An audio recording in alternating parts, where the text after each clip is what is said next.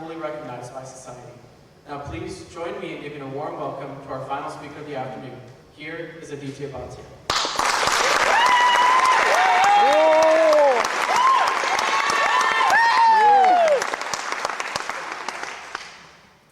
Let me take you back to the year 1998, when a baby boy was born to a young couple in New Delhi, India. Right away, doctors noticed something wrong, as the baby was so weak, he could hardly cry. Soon after he was taken home, the baby turned blue and was immediately rushed back to the hospital for emergency lung surgery. Even after the operation, the prognosis still wasn't good, with the baby having a slim chance of survival. At the time when most parents would be celebrating their child's first steps, this young couple was in the hospital, waiting to see if their son would survive surgery. It's hard to believe what the couple, my parents, went through during their newborn's first few months. And it's harder still to imagine what their son, my big brother, Sid, went through at that tender age. After my family moved to California, when Sid was around a year old, he underwent several other follow-up heart surgeries. But as time passed, Sid grew. He grew healthier and stronger and happier, and he even grew to surpass the expectations of the physicians who treated him. Soon things really started to look up for the family. And then 3 years later, in 2001, someone up there decided I should join the family. Ever since I was little, Sid has always been one of my best friends. My rock since day one, I've always admired him. He was taller and faster and way cooler. And seeing the challenges he's overcome, I can easily say he's one of the strongest people I know. Ever since I was little, Sid has always loved sports, especially basketball. We would play together all the time at our neighborhood basketball court when we were little, and we still do from time to time. But back then, being 6 inches shorter than him, meant that he was pretty much the Steph Curry of the house, since he could drain three-pointers on me like I wasn't even there. This made me look up to him, not just as a role model, but as a big brother. And I still look up to him today, but figuratively speaking, considering I'm not a good board just taller than him.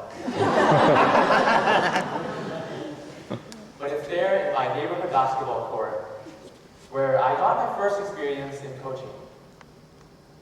You see, Sid has always been a decent shooter, but he used to struggle on the mechanics of dribbling and passing when he was younger. Don't tell him I said that. So I'd help him by gradually building my defense on him when we played, so he learned how to dribble around me. I practiced passing the ball with him back and forth from progressively farther distances, so he learned how to pass farther and harder during the game. And little did I know, these baby steps I took towards helping my brother grow set the stage for a key life decision that would change my life for the better. And that decision was to join Special Olympics. Since Sid loved basketball so much, my parents decided to take us to a Special Olympics meeting in Oceanside around 11 years ago. It's there we met Rich and Ellen Caminero, who introduced us to Special Olympics basketball. Since Mr. Rich in the blue is the head coach of the Special Olympics Vista basketball team, it was the perfect introduction to a youth chapter in our life. Through the years, we've grown so close and we love them so much, not just because they're our coaches, but because they're my role models for devoting over 30 years of their lives to Special Olympics. Miss Ellen, if you could stand up, I'd like to take this moment to recognize the coach.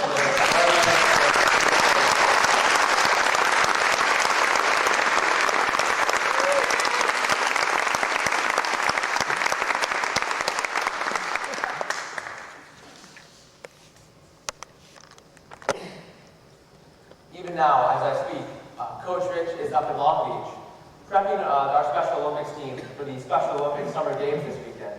So both of them are really the definition of commitment. Obviously, this is a hugely important meeting for the whole family.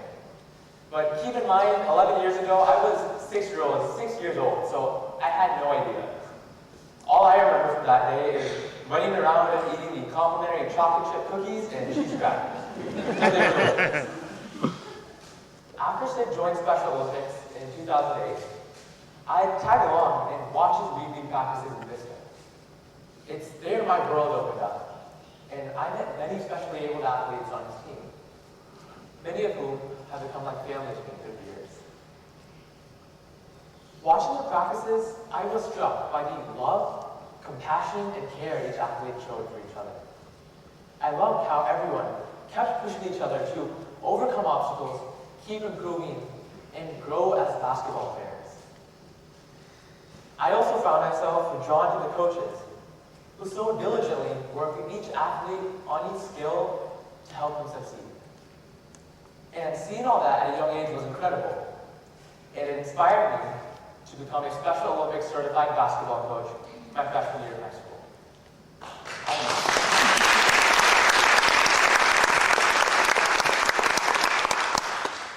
I've been coaching since then, and I've loved every minute of it. After all, this organization gave my brother a chance to pursue a sport he's passionate about, and gave him all the support he needed to excel in it. So when the Genius Project rolled around junior year, I felt it would be the perfect opportunity to share my love of Special Olympics with Sage Creek High School. I thought for a while on how I could marry the two, and it instantly came to me. I decided to organize a collaborative basketball practice between my Special Olympics basketball team and the Sage Creek varsity team in the Bobcat Arena. I saw this practice as a chance to impact lives, a chance to share the beauty of working with specially able athletes in a fun and memorable way. Now, in my spurt of excitement after coming up with this idea, I underestimated what it would take to put a project like this together. You see, I had this perfect scenario planned out in my mind of how it would look and how it would turn out. But I neglected a simple fact. School apparently wasn't open on the weekends. Which coincidentally happened to be the time where I wanted to hold my practice. So I had to properly plan out everything I would need in order to hold an event outside of school hours. I had to plan things I hadn't given any thought to, like how many people would be there, how many basketballs would I need, which basketball hoops would I need down, which side of the bleachers would I need open. And then came other smaller issues, like who would get the keys to unlock the gym in the morning, and who would open the bathrooms, because apparently people need those. After working out the logistics, now I had to find a suitable date to hold the gym. Now, in my brazen rush to get started, I wasn't as thorough as I needed to be, since I scheduled the first date that worked with the athletic schedule, sometime in early April, without asking my parents. Little did I know that on the specific date I chose, my parents had a surprise family vacation planned in Cancun, Mexico. So, you know I couldn't argue with that. So I went back to Mr. Lane's office to get more dates that didn't coincide with any sports games or unexpected vacations. This part of the process taught me the importance of being thorough and meticulous in everything I do. And it's something I intended on applying throughout my project. Ultimately, we settled on Saturday, April 21st, as my first annual Sage Creek and Special Olympics basketball practice. Now came the challenge of recruiting enough Sage Creek varsity athletes to make the practice beneficial and meaningful for both teams. Since I didn't have the contact information of all the boys and girls on the varsity team, I went with the next best thing. A giant Instagram group chat where I DM'd everyone and invited them out to practice. As it turns out, social media is in fact a very useful tool, since I was able to get the invitations out and receive an immensely positive and supportive response from both varsity teams. And that was really cool to see, because that was a sign that the student body was willing to help me take this forward. Now, keeping in line with my hopes of this being an annual event, I held my second annual practice on April 13th of 2019 in the Bobcat Arena. And I followed a similar practice style for both practices. I started with some warm-ups, moved on to layups and shooting drills, and I concluded with a full scrimmage. All the while, having the Sage Creek varsity athletes mentoring and working with our Special Olympics athletes. And both practices went really well, and all the athletes had a ton of fun. a little bit too much fun at times. And through simple acts of kindness, like high fives and hugs, cheers and laughs and smiles, I saw a really special bond form between all the athletes. And that was a bond of love and inclusion. My passion for cultivating this was only increased after these experiences.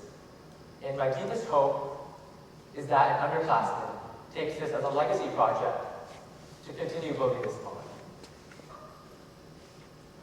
Now, even though my Genius Project was technically complete in April, I intended to keep applying that concept of being thorough that I learned earlier, and I decided to add to my project. Currently, I am working with athletics in the school district to make Sage Creek High School a unified champion school. Unified Sports is a countrywide initiative aimed at integrating high school sports with Special Olympics by giving high-performing, specially abled athletes the chance to pursue their sport on their school team. Now, this is huge because this gives athletes a chance to represent themselves, their school, and their community on a much larger scale, which gives them a huge boost in self-confidence and purpose, which are two things everyone deserves. Now, I hope to get this started within the next year or so, which is why I also look to a future student to help me take this forward. Before I wrap up, I'd like to take this moment to thank Mr. Layton, Mrs. Hatter, as well as every single Sage Creek varsity basketball athlete who helped me put this project together. I couldn't have done this without them and without their participation, so this project is really as much theirs as it is mine. They really taught me the meaning of community, because when people come together over a common cause, anything's possible. I'd like to take this moment to share a brief clip of Coach Rich, where he really encompasses the heart of my project and shares one of his deepest messages before our Special Olympics team goes off to the Summer Games.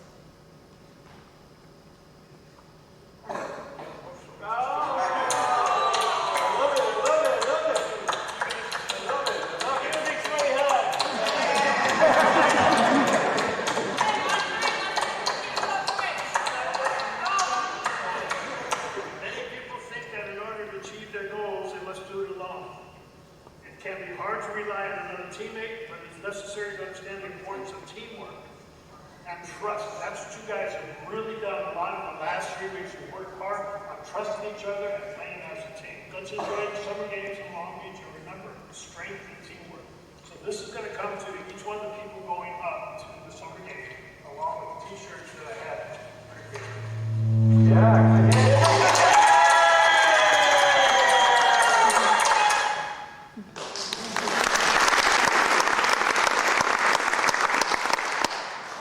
Gotta be one of my favorite videos right there. Working with specially abled athletes and seeing how enthusiastic and excited and motivated they are each week to play and learn is incredibly inspiring. And seeing their positive attitudes and their love each week has taught me to never let my limitations define me. There's so much we can learn from those around us, and all we need to do is embrace and include. If there's one thing I've learned during my career in Special Olympics, and especially from my brother Sid, it's the resilience and power of the human spirit. Never let adversity bring you down.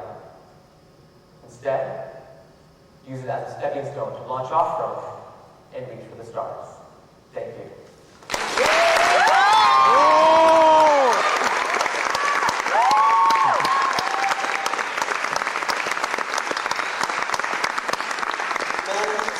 And I thought I was a great brother.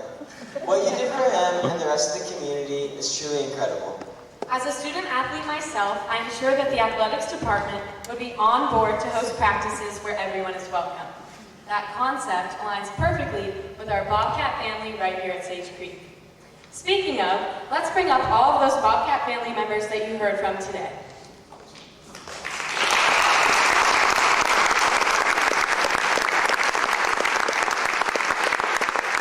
We would like to recognize all of our speakers and spotlights for their achievements. Riley Holm and Carla Collini. Rose Peterson and Kylie Valencia.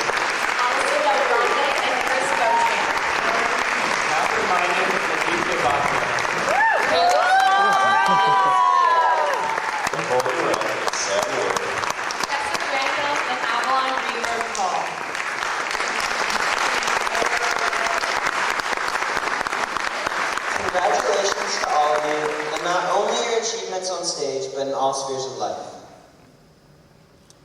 Sadly, this show and our brief time together have now come to a close. But there are some thank yous that we must make known. We would like to make a special recognition to two moms who have been with us from the beginning. Come on up here, Eddie Busher and Liz Lichtenberger.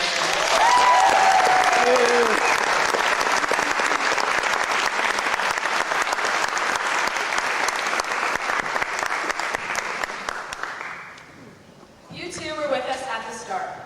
You two were in a classroom brainstorming what this could be on butcher paper, when we didn't have a name or any money to put this dream of an event on. We're very grateful for you two.